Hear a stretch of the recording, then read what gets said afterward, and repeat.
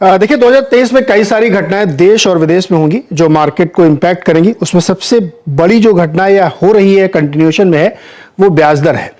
ब्याज दर लगातार दुनिया के सारे सेंट्रल बैंक्स बढ़ा रहे हैं और उसकी वजह से कॉस्ट ऑफ फंड ऊपर जा रहा है। ये एक ऐसी चीज है जो सस्टेन बेसिस पे चल रही है।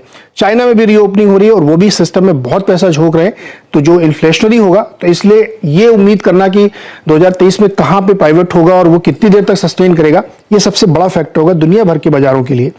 दूसरा इंपॉर्टेंट फैक्टर जो इंडिया के संदर्भ में है, यहाँ पे एक बजट आने वाला है और इस बजट की खास बात इस बार ये होगी कि ये 2024 के चुनाव से पहले आखिरी फुल बजट होगा। इसके बाद जो होगा वो इंटरिम बजट होगा। तो इसमें हो सकता है कि बहुत सारे ऐसे पॉपुलिस्ट अनाउंसमेंट किए जाएं जो लोगों के लिए हो, इलेक्शन के मद्देनजर हो, लेकिन साथ ही साथ जो बड़े FIIs हैं या इन्वेस्टर्स हैं वो इंडिया की बैलेंस शीट जरूर देखना चाहेंगे, जहां पे कैड लाइफ हाई पे चल रहा है और बहुत सारे जो अनाउंसमेंट किए जाएंगे उसको कैसे एडजस्ट किया जाएगा। तीसरी चीज है कि 2023 में ही 9 राज्यों के इलेक्शन है। अगर जम्मू कश्मीर में हो गया तो 10 हो जाएंगे और इसके साथ ही वहीं से शुरुआत हो जाएगी 2024 के लिए। तो इलेक्शन के ईयर में मार्केट बहुत सेंसिटिव हो जाता है क्योंकि 10 राज्यों में बीजेपी का स्टेक ज्यादा है। इनको बहुत सारे स्टेट अपने बचाने हैं और बहुत सारे स्टेट जीतने हैं, जैसे इनको छत्तीसगढ़ जीतना है, इनको राजस्थान जीतना है, तो ये भी एक बहुत मार्केट सेंसिटिव होगा।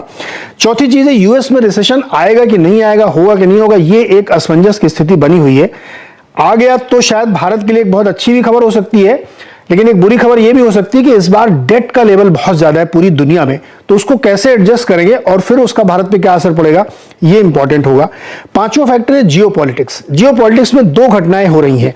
एक तो युद्ध चल ही रहा है रूस और यूक्रेन के बीच में, वहां पता नहीं कब क्या हो जाए। कल ही उन्होंने एक बहुत बड़ी मिसाइल से हमला किया जो अब तक का सबसे बड़ा हमला माना जा रहा है कीव पे।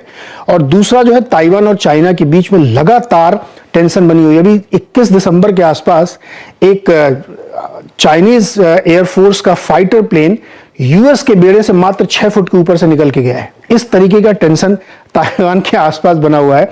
तो ये भी एक इवेंट है, इसको ये कहा नहीं जा सकता कि कब क्या होगा। किसी दिन सुबह उठ के हम देखें तो अचानक से कोई चीज हो सकती है। तो ये ऐसे इवेंट है जहां पे ध्यान रखना चाहिए। लेकिन जो मुझे लगता है सबसे इंपॉर्टेंट है कि अगर आपका रेट ऑफ इंटरेस्ट नीचे नहीं आता है और वो सस्टेन करता है तो 10% के ब्याज दर पे इंडियन इकोनॉमी 7% पे ग्रो करे बहुत ही मुश्किल है। बहुत शुक्रिया तमाम डिटेल्स के लिए आपका।